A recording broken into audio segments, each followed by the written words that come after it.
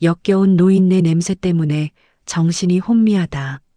35년 결혼 생활에서 한 번도 들어본 적 없는 말이었습니다. 냄새나니까 가까이 오지 마. 죽어버리겠어. 남편은 깨진 유리 파편을 집어들며 자해 소동을 벌였습니다. 그녀는 대학병원에서 냄새 유발 요인 없음 진단서를 받았지만 남편은 그 서류를 갈기갈기 찢어버렸습니다. 그리고 그녀가 뒤따라가 본 것은 젊은 여성과 팔짱을 끼고 나오는 남편의 모습이었습니다. 하지만 이 모든 것 뒤에는 아무도 상상할 수 없었던 처절한 진실이 숨어 있었습니다. 오늘의 사연 시작합니다. 정수가 숟가락을 들어 올리는 순간이었습니다. 따뜻한 김이 오르는 북엇국 그릇을 향해 손을 뻗었지만 그릇의 위치를 제대로 가늠하지 못했습니다. 철컥. 숟가락이 그릇 가장자리를 건드리며 뜨거운 국물이 식탁보 위로 쏟아졌습니다. 아이고. 명자가 재빨리 행주를 들고 일어섰습니다. 당신 괜찮아? 괜찮긴 뭐가 괜찮아? 정수가 갑자기 소리를 질렀습니다. 역겨운 노인네 냄새 때문에 정신이 혼미해서 이 모양이잖아. 명자의 손이 행주를 쥔 채 멈췄습니다. 35년 결혼 생활에서 한 번도 들어본 적 없는 말이었습니다. 당신이 지금 뭔 소리를. 냄새난다고. 코가 막혀서 숨을 제대로 쉴 수가 없어. 정수가 의자를 뒤로 밀며 벌떡 일어났습니다. 명자는 자신의 옷을 코에 대보며 킁킁거렸습니다. 아무 냄새도 나지 않았습니다. 오히려 어젯밤에 샤워를 하고 향이 좋은 비누로 깨끗이 씻었는데. 정수야 무슨. 그만해. 더 이상 참을 수 없어. 정수가 안방으로 성큼성큼 걸어가더니 이불과 베개를 팔에 끌어안고 나왔습니다. 당신 뭐 하는 거야? 오늘부터 안방 출입 금지다. 정수가 이불을 거실 바닥에 내던지며 말했습니다. 냄새가 섞이지 않게 거실 구석에서만 생활해. 명자의 다리에서 힘이 빠졌습니다. 35년 동안 함께 잠들었던 안방에서 쫓겨난다는 게 믿어지지 않았습니다. 당신이 정말 뭐? 내가 거짓말한다고 생각해? 정수가 코를 막으며 베란다 쪽으로 뒷걸음질 쳤습니다. 그 냄새 좀 어떻게 안 돼? 숨이 막힌다고. 명자는 자신의 몸을 다시 한번 확인했습니다. 정말 냄새가 나는 건가? 혹시 자신이 모르는 사이에 몸에서 이상한 냄새가 나는 건 아닐까? 그날부터 명자의 지옥 같은 하루가 시작됐습니다. 하루에 4번씩 샤워를 했습니다. 때를 미는 수건으로 살점이 벗겨지도록 문질렀습니다. 향수를 온몸에 뿌려댔습니다. 하지만 정수의 반응은 달라지지 않았습니다. 또 냄새가 나네. 퇴근해서 돌아온 정수가 현관문을 열자마자 인상을 찌푸렸습니다. 어디 갔다 온 거야? 아니야, 집에만 있었는데. 거짓말하지 마. 분명히 어디 갔다 왔을 거야. 정수가 가방에서 강력한 탈취제를 꺼냈습니다. 푸시시시. 거실 곳곳에 탈취제를 뿌려댔습니다. 이어서 살균제까지 꺼내 더욱 열심히 분사했습니다. 정수야, 이러지 마. 명자가 다가가려 했지만 정수가 손을 내저었습니다. 가까이 오지 마. 냄새가 더 심해져. 명자는 그 자리에 서서 남편을 바라봤습니다. 평생 자신을 사랑한다고 했던 남편이 이렇게 변할 수 있다니.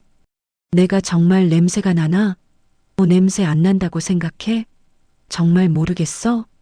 정수가 믿기 어렵다는 표정으로 고개를 저었습니다. 다음 날 아침 명자는 대학병원을 찾았습니다. 내과, 피부과, 산부인과를 모두 돌며 정밀 검사를 받았습니다. 혹시 자신이 모르는 병이 있어서 냄새가 나는 건 아닌지 확인하고 싶었습니다. 검사 결과 특별한 이상은 없습니다. 의사가 진단서를 내밀며 말했습니다. 냄새를 유발할 만한 요인도 전혀 발견되지 않았어요. 명자는 진단서를 꽉 쥐고 집으로 달려왔습니다. 정수야, 봐봐. 명자가 진단서를 정수 눈앞에 들이댔습니다. 병원에서 아무 이상 없다고 했어. 정수는 초점이 흐릿한 눈으로 서류를 흘끗 보더니 갈기갈기 찢어버렸습니다. 의사가 뭘 안다고. 당장 눈앞에서 사라져. 찢어진 진단서 조각들이 바닥에 흩어졌습니다. 명자는 무릎을 꿇고 조각들을 주워 모았습니다.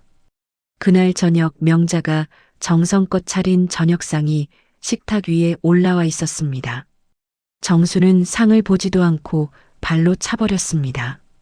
그릇들이 바닥에 떨어져 산산조각 났습니다. 정수야, 더러워서 못 먹겠어. 정수가 안방으로 들어가더니 문을 잠그고 문틈을 테이프로 밀봉해 버렸습니다. 명자는 깨진 그릇을 치우며 눈물을 흘렸습니다. 자존심이 상해서 가출을 생각해 봤지만 평소 무뚝뚝해도 다정했던 남편의 갑작스러운 변화가 이상했습니다. 분명 무슨 이유가 있을 거라고 생각했습니다. 다음 날부터 명자는 정수의 뒤를 밟기 시작했습니다. 정수는 퇴근 후 곧장 집으로 오지 않고 낡은 빌라촌으로 향했습니다. 1시간 정도 머물다가 나왔습니다.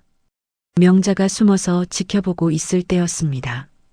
젊은 여성 하나가 정수의 팔을 붙잡고 계단을 내려왔습니다. 여자는 26, 7 정도로 보였습니다. 그래서 그랬구나. 명자의 온몸이 떨렸습니다. 남편이 냄새를 핑계로 자신을 거부한 이유를 알 것 같았습니다. 저 젊은 여자 때문이었습니다. 명자가 정수를 따라다니며 확인한 진실은 충격적이었습니다. 정수가 나간 뒤 명자는 안방 서랍을 강제로 열었습니다. 통장 내역을 뒤져보니 매달 김지원이라는 여성에게 일정 금액이 송금되고 있었습니다. 이게 뭐야? 명자의 손이 떨렸습니다. 더 충격적인 것은 최근 발행된 집 담보대출 통지서였습니다.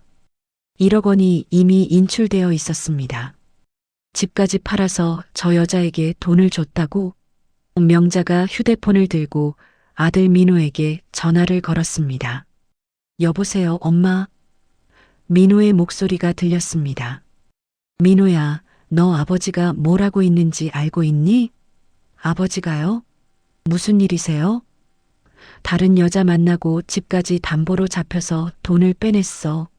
전화 너머에서 민호가 당황하는 기색이 느껴졌습니다. 엄마, 그럴 리가 없어요. 아버지가 그런 분이 아니잖아요. 그런 분이 아니긴. 증거가 다 있는데. 민호는 뭔가 말하려다가 멈췄습니다. 사실 민호도 자신의 사업 실패로 사채업자에게 쫓기는 상황이었습니다. 아버지를 변호할 처지가 아니었습니다. 엄마, 제가 한번 알아볼게요. 알아본다고? 네가 뭘 알아봐. 명자가 전화를 끊어버렸습니다. 다음 날 명자는 다시 그 빌라를 찾아갔습니다. 203호 문을 3개 두드렸습니다. 문 열어. 나와봐. 하지만 집 안에서는 아무런 대답이 없었습니다. 정수는 이미 뒷문으로 빠져나간 뒤였습니다. 사실 정수는 시력이 거의 상실된 상태였습니다. 김지원은 시각장애인 보조공학센터의 전문가였고 정수는 아내에게 들키지 않으려고 보행훈련을 받고 있었습니다. 하지만 명자의 오해는 걷잡을 수 없이 커져만 갔습니다. 어머니, 아버지가 집을 나오셨다고 하시던데요. 상철이 정수에게 전화를 걸었습니다. 명자가 짐을 싸서 나갔어. 정수의 목소리에는 절망이 배어 있었습니다.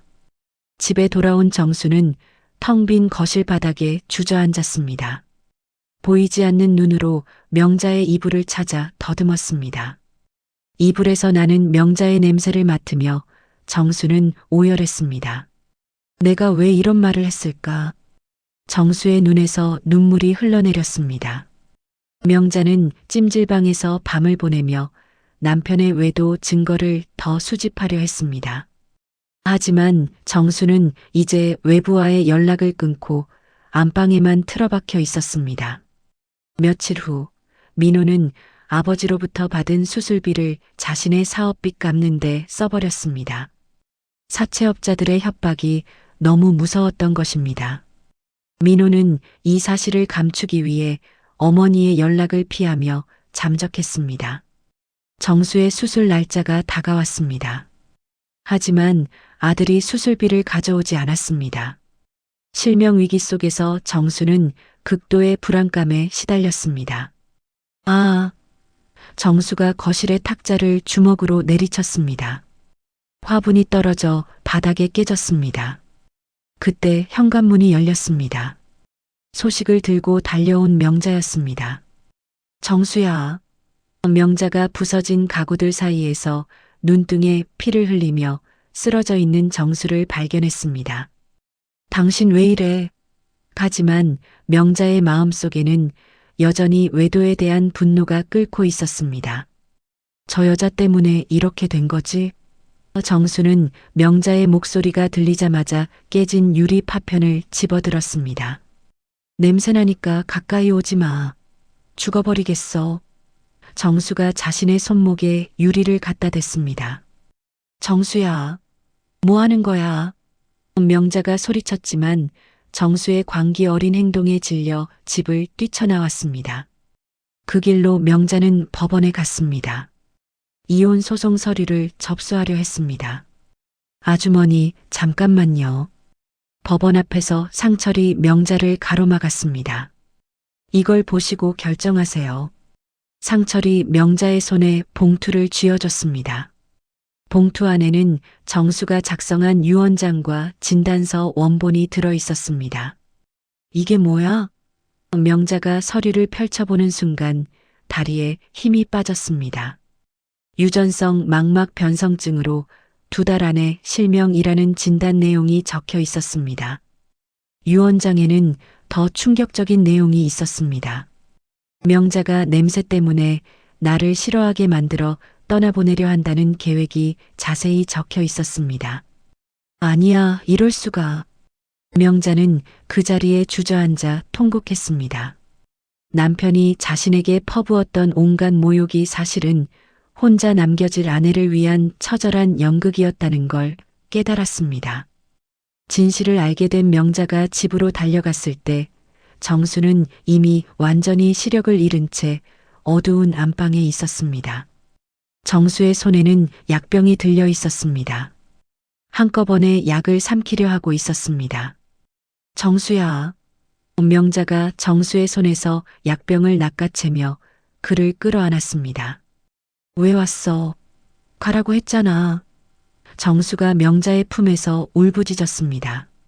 보이지 않는 남편은 당신에게 짐만 돼. 제발 나가줘. 안 나가. 절대 안 나가. 명자가 정수의 얼굴에 묻은 피와 눈물을 닦아내며 소리쳤습니다. 내가 왜 나가야 해? 당신 혼자 두고 어떻게 나가? 정수는 명자의 목소리를 듣고 더욱 격하게 몸부림쳤습니다. 이미 늦었어. 내 눈은 이제 끝났다고. 늦지 않았어. 병원 가자. 명자가 정수를 일으켜 세우며 말했습니다. 지금 당장 응급실로 가자. 명자는 정수를 부축해서 택시에 태웠습니다. 정수는 택시 안에서도 계속 중얼거렸습니다. 왜 자꾸 나한테 와? 냄새난다며. 바보야, 나는 당신 냄새가 좋아. 명자가 정수의 손을 꽉 잡으며 대답했습니다. 병원에 도착한 명자는 정수의 수술비를 결제하려 했습니다. 하지만 창구 직원이 고개를 저었습니다. 죄송합니다. 예치금이 이미 인출되어서. 뭐라고요? 보호자분이 어제 전액을 찾아가셨는데요. 명자의 머리가 하얗게 변했습니다. 그때 병원 복도에서 민호가 무릎을 꿇고 나타났습니다. 엄마, 죄송합니다. 민호야, 너 뭘? 제가 아버지 수술비를 가로챘어요. 민호가 바닥에 머리를 박으며 울었습니다. 사채업자들이 너무 무서워서 아버지가 실명한다는 걸 알고도 정수가 아들의 배신에 충격을 받아 그 자리에서 실신했습니다. 정수야, 정신 차려. 명자가 정수를 흔들며 소리쳤습니다. 의사가 급하게 달려와 정수를 응급실로 옮겼습니다. 잠시 후 의사가 나왔습니다.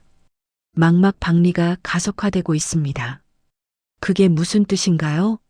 48시간 내에 수술하지 않으면 평생 빛을 볼 수 없습니다. 명자는 의사의 말을 듣고 다리가 휘청거렸습니다. 수술비는 어떻게 하시겠습니까? 제가 구해볼게요. 시간만 주세요. 명자가 휴대폰을 들고 친척들에게 전화를 걸기 시작했습니다. 하지만 모두들 이런저런 핑계를 대며 외면했습니다. 집은 이미 민호의 빚 때문에 압류 통지서가 붙기 직전이었습니다. 영호야. 절망한 명자는 과거 자신이 돌봤던 영호에게 마지막 희망을 걸고 연락했습니다. 이모, 무슨 일이세요? 영호야, 이모가 부탁이 있어. 명자가 떨리는 목소리로 상황을 설명했습니다. 이모, 지금 어디 계세요? 제가 바로 갈게요. 한편 정수는 병상에서 명자의 향기를 맡고 있었습니다. 냄새난다고 했던 건 당신을 너무 사랑해서 그랬어. 정수가 혼잣말로 중얼거렸습니다. 그때 사채업자들이 병실로 들이닥쳤습니다. 박민호 아버지 맞죠? 여기서 뭐 하는 거야? 명자가 앞을 막고 섰습니다. 그 새끼가 어디 있는지 말해요. 모른다고. 나가. 이 할망구가. 사채업자가 명자를 밀쳤습니다. 명자는 그들 앞에 무릎을 꿇었습니다. 제발 남편 수술 시간만이라도 벌어주세요. 시간? 돈부터 갖고 와. 그때 영호가 병실로 뛰어들어왔습니다. 여기서 뭐 하는 거야? 영호가 사채업자들을 물러나게 하고 정수의 수술비 전액을 즉시 결제했습니다. 이모, 걱정 마세요. 최고 의료진을 구해놓았어요. 영호가 명자의 손을 잡으며 말했습니다. 이모가 제 대학 등록금을 위해 시장에서 밤새 일하신 은혜를 어떻게 잊겠어요. 정수가 수술실로 들어가기 전 명자의 손바닥에 미안하다는 글자를 손가락으로 새겼습니다. 명자는 그의 이마에 입을 맞췄습니다. 사랑해, 정수야. 수술실 문이 닫혔습니다. 명자는 차가운 의자에 앉아 10시간 동안 단 한순간도 자리를 뜨지 않고 기도했습니다. 수술실 불이 꺼지고 의사가 나왔습니다. 고비는 넘겼습니다. 명자가 주저앉으며 안도의 한숨을 내쉬었습니다. 하지만 재활 과정에서 절대적인 안정이 필요합니다. 수술 후 정수는 안대를 감은 채 명자의 보살핌을 받았습니다. 명자가 정수의 손을 잡자 정수의 입가에 미소가 번졌습니다. 당신 손이 이렇게 따뜻했나? 원래 따뜻했어, 바보야. 명자가 정수의 손등을 쓰다듬으며 대답했습니다. 그동안 냄새난다며 밀어냈던 이 손길이 얼마나 그리웠는지 몰라. 정수의 목소리에 눈물이 섞여 있었습니다. 영호는 자신의 건설사 장학재단을 통해 정수의 사후 관리 비용을 지원했습니다. 명자의 생활비도 마련해서 부부가 자립할 수 있는 기반을 만들어줬습니다.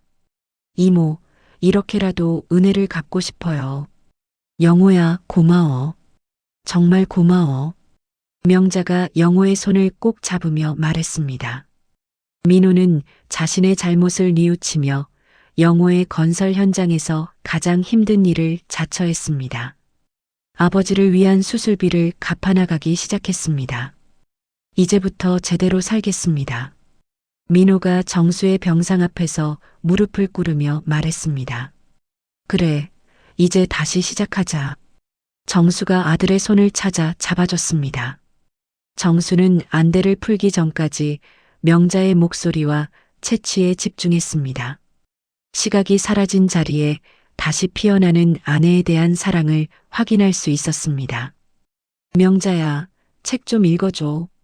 어떤 책? 아무거나. 당신 목소리만 들으면 돼. 명자는 정수 옆에 앉아서 시집을 펼쳤습니다. 봄이 오면 꽃이 피고 정수는 명자의 목소리를 들으며 평온한 표정을 지었습니다. 부부는 병원 옥상 정원을 산책했습니다. 정수가 명자의 팔에 의지해서 천천히 걸었습니다. 기억나? 신혼 때 우리 집 앞 공원. 그때는 가난했지만 행복했지. 지금도 행복해. 당신이 있으니까. 정수가 명자의 손을 꽉 쥐며 말했습니다. 과거 가난했지만 행복했던 신혼 시절의 이야기를 나누며 갈등의 앙금을 씻어냈습니다. 한편 명자가 과거 돌봤던 또 다른 제자인 변호사 지혜가 나타났습니다. 이모, 오랜만이에요. 지혜야, 어떻게 왔니? 영호 형한테 들었어요. 제가 도울 일이 있을 것 같아서. 지혜는 민호를 사기에 빠뜨린 일당을 추적했습니다. 가로채 갔던 돈 일부를 회수하는데 성공했습니다. 이 돈으로 집 압류를 막을 수 있어요. 지혜야, 정말 고마워. 명자가 지혜를 끌어안으며 눈물을 흘렸습니다. 지혜는 집 압류 절차를 정지시키고 법적 구제 방안을 마련했습니다. 부부가 다시 보금자리로 돌아갈 수 있게 도왔습니다. 이모의 선행이 이렇게 돌아오는 거예요. 정수는 지혜와 영호 같은 좋은 인연들이 명자의 선행 덕분에 나타난 것임을 알았습니다. 아내를 더욱 존경하게 됐습니다. 당신은 정말 복 많은 사람이야. 무슨 소리야? 당신이 있어서 복 많은 거지. 수술 경과가 좋아지면서 정수의 시야에 조금씩 빛이 들어오기 시작했습니다. 처음으로 명자의 실루엣을 보며 미소를 지었습니다. 어렴풋이 보여. 당신 얼굴이. 정말? 응, 여전히 예쁘네. 명자가 정수의 손을 잡고 기뻐했습니다. 민호는 첫 월급을 받아 정수의 재활 보조기구를 샀습니다. 병실을 찾아와 진심 어린 사죄의 눈물을 흘렸습니다. 아버지, 정말 죄송해요. 그만해. 이제 다 지난 일이야. 정수가 아들의 손을 잡으며 다독였습니다. 다시는 가족을 속이거나 배신하지 마라. 네, 아버지. 가족은 비로소 하나가 됐습니다. 명자는 남편의 눈에 다시 생기가 도는 것을 보며 희망을 느꼈습니다. 그동안의 고생이 눈 녹듯 사라지는 것 같았습니다. 내일이면 안대를 완전히 풀 수 있대. 그럼 당신 얼굴을 제대로 볼 수 있겠네. 내일 눈을 뜨면 당신의 가장 아름다운 모습부터 보고 싶어. 정수가 명자에게 고백했습니다. 다음 날 아침 8시 주치의가 정수의 안대를 완전히 제거하기 위해 가위를 들고 병실로 들어왔습니다. 자, 이제 안대를 벗어보겠습니다. 안대를 걷어낸 정수는 눈등을 천천히 깜빡였습니다. 흐릿하던 시야가 점점 선명해지더니 눈앞에 명자의 얼굴이 또렷하게 비쳤습니다. 명자야. 정수가 명자의 얼굴을 알아보며 환하게 웃었습니다. 보여. 정말로 보여. 정수야. 명자가 정수의 손을 잡고 눈물을 흘렸습니다. 정수는 명자의 주름진 눈가를 손으로 어루만졌습니다. 세상에서 가장 고운 얼굴을 이제야 제대로 본다. 무슨 소리야, 늙었는데. 아니야. 젊을 때보다 더 아름다워. 정수가 명자의 뺨에 입을 맞췄습니다. 의사가 시력 검사를 실시했습니다. 시력이 1.0 이상으로 회복되었습니다. 정말인가요? 네, 관리만 잘하면 일상생활에 아무런 지장이 없을 겁니다. 의사가 밝게 웃으며 선언했습니다. 퇴원하여 집으로 돌아온 정수는 거실 소파에 앉아 명자가 차려낸 따뜻한 밥상을 바라봤습니다. 평범한 식사가 이렇게 소중한 것인지 처음 깨달았습니다. 이 밥상이 이렇게 예뻤나? 원래 예뻤어. 당신이 못 봤을 뿐이야. 명자가 정수 앞에 국그릇을 놓으며 말했습니다. 정수는 과거 냄새난다며 명자를 내쫓았던 베란다 창문을 직접 닫았습니다. 명자의 손을 잡고 안방 침대에 나란히 앉았습니다. 내가 정말 미안해. 그만해. 다 이해해. 아니야. 용서받을 수 없는 일이었어. 정수가 명자의 무릎에 머리를 기댔습니다. 명자는 정수와 함께 시장을 보러 나갔습니다. 남편의 팔짱을 꽉 끼고 걸었습니다. 아주머니, 이분이 제 아내예요. 정수가 시장 상인들에게 자랑을 늘어놓았습니다. 세상에서 제일 예쁘죠? 아이고, 부럽네요. 상인들이 웃으며 대답했습니다. 정수는 그동안 아내에게 못해준 선물을 하기 위해 영호에게 빌린 돈 일부로 명자의 고운 한복을 맞췄습니다. 이거 너무 비싸. 비싸도 돼. 당신한테는 아무것도 아까워. 정수가 명자에게 한복을 입혀주며 말했습니다. 두 사람은 신혼여행 때처럼 바닷가로 여행을 떠났습니다. 모래사장에 서로의 이름을 적으며 다시 태어나도 서로와 결혼하겠다고 맹세했습니다. 다음 생에도 당신이랑 만날 거야. 나도 당신만 찾을 거야. 파도가 밀려와 모래 위에 글씨를 지워갔습니다. 민호는 이제 성실한 직장인이 되어 주말마다 부모님을 모시고 맛집을 다녔습니다. 효도하는 아들의 본분을 다했습니다. 아버지, 어머니, 이 집 음식이 유명해요. 우리 아들이 다 컸네. 정수가 민호의 어깨를 두드리며 흐뭇해했습니다. 정수는 명자가 평소 좋아하던 꽃들을 정원에 심었습니다. 집안 가득 향기가 배어 나왔습니다. 이제 집이 꽃밭 같네. 당신이 좋아하니까 더 심을 거야. 정수가 흙을 털며 말했습니다.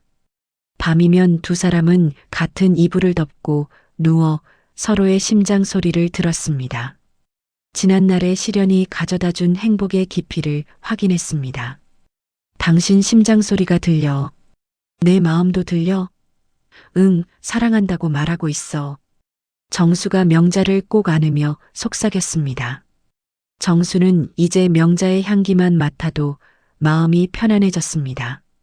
당신 살 냄새가 세상에서 가장 좋은 향기야. 바보 같은 소리 하지 마. 정말이야. 중독될 것 같아. 정수가 명자의 목덜미에 코를 파묻으며 말했습니다. 가족들은 거실에 모여 영호와 지혜를 초대해 성대한 잔치를 열었습니다. 명자의 서남이 가문의 복으로 돌아왔음을 축하했습니다. 이모 덕분에 우리가 다 잘 살고 있어요. 무슨 소리야? 너희들이 착해서 그런 거지. 명자가 영호와 지혜를 번갈아 바라보며 말했습니다. 정수는 명자의 무릎에 머리를 누이고 그녀가 불러주는 자장가를 들었습니다. 가장 평온한 휴식을 취할 수 있었습니다. 모든 슬픔이 끝난 듯한 이 순간, 부부는 서로를 마주보며 가장 찬란한 미소를 지었습니다. 카타르시스를 만끽하는 순간이었습니다. 행복한 재활 생활 중이었습니다. 민호가 근무하던 건설 현장에서 갑자기 TV 속보가 흘러나왔습니다. 건설 현장에서 대형 붕괴 사고가 발생했습니다. 명자가 설거지를 하다가 손을 멈췄습니다. 실종자는 총 3명으로 파악되며 그중 박민호 씨가 포함되어 있습니다. 그릇이 명자의 손에서 떨어져 바닥에 깨졌습니다. 어머, 명자가 그 자리에 주저앉았습니다. 정수가 달려와 명자를 부축했습니다. 명자야, 정신 차려. 하지만 명자는 이미 혼절한 상태였습니다. 정수는 아직 완치되지 않은 눈을 비비며 사고 현장으로 달려갔습니다. 현장은 아수라장이었습니다. 구조대원들이 잔해를 치우며 생존자를 찾고 있었습니다. 우리 아들이 어디 있어요? 정수가 구조대장에게 다가가 물었습니다.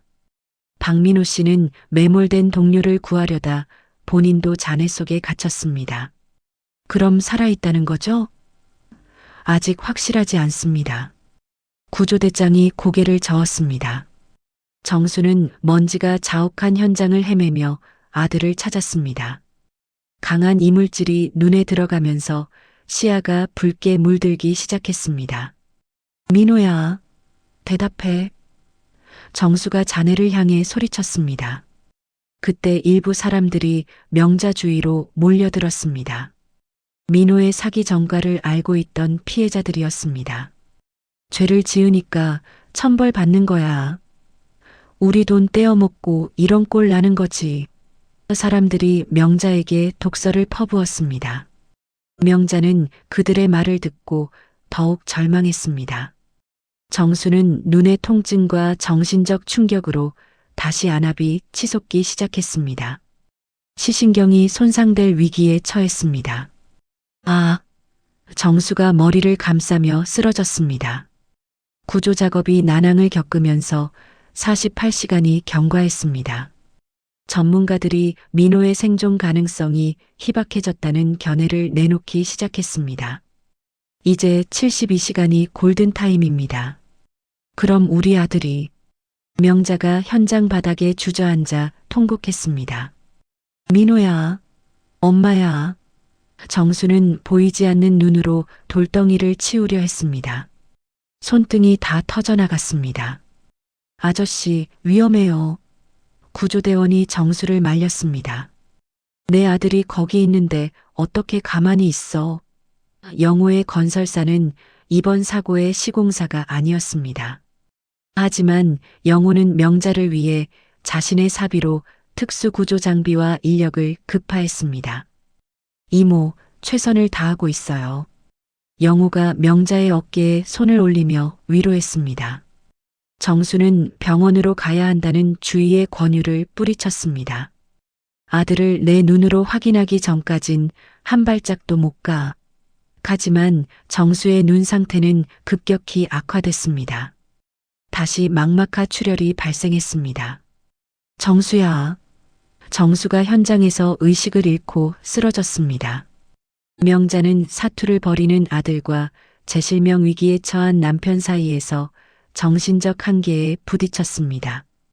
피를 토하는 심정으로 기도했습니다. 하나님, 제발 살려주세요. 그때 하늘에서 폭우가 쏟아지기 시작했습니다. 구조 작업이 중단될 위기에 처했습니다. 비 때문에 작업을 멈춰야 합니다. 안 돼요. 계속해 주세요. 명자가 구조대장의 다리를 붙잡으며 애원했습니다. 사채업자들에게 협박받던 시절보다 더 큰 절망이 명자를 덮쳤습니다. 신이 있다면 제발 목숨만은 살려주세요. 정수는 응급실에서 깨어나 첫마디로 아들의 생사를 물었습니다. 민호는 어떻게 됐어? 하지만 돌아오는 것은 침묵뿐이었습니다. 병실 안은 정적과 슬픔만이 가득했습니다. 가족은 다시 한번 벼랑 끝으로 내몰렸습니다. 절망의 순간 영호가 보낸 특수구조대가 극적으로 민호의 생존 신호를 포착했습니다. 신호가 잡혔습니다. 구조대장이 소리쳤습니다. 정말이에요? 명자가 벌떡 일어서며 물었습니다. 네, 72시간 만에 생존 신호를 확인했습니다. 구조 작업이 다시 시작됐습니다. 특수 장비가 잔해를 조심스럽게 제거해 나갔습니다.